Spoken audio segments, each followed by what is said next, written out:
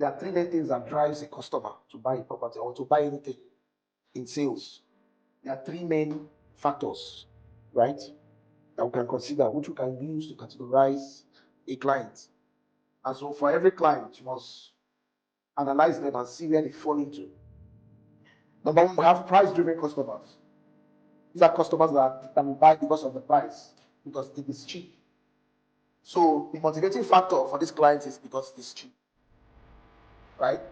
So they can buy something that is cheap. They can buy property because it's cheap, not necessarily because it's something of value to them.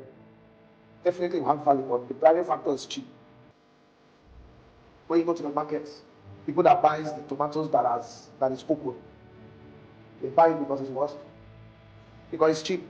You have the ones that are fresh, the ones that are open. What do they call it? Because it's cheap. So they are driven by price. So in the same thing in real estate, you have clients who are driven by price. They can only buy property that is cheap. All right, we also have value-driven customers. Value-driven customers. So they buy something because of the value it adds to them.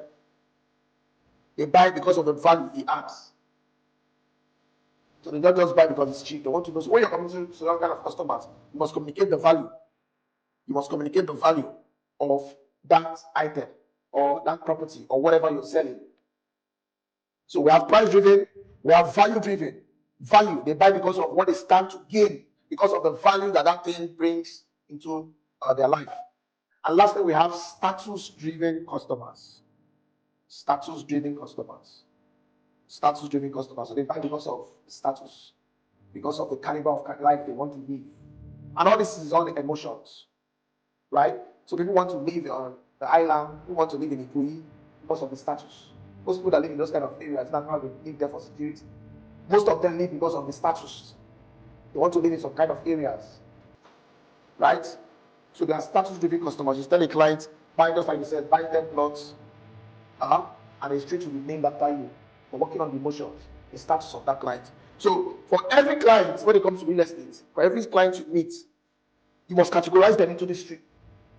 So do they fall into the price? Are they buying because of price? And are they buying because of the value? Are they buying because of the status? And for every property you are marketing, you must know the strategy. You must know the right kind of clients that will fit into that kind of property. Some properties are targeted for status-driven clients.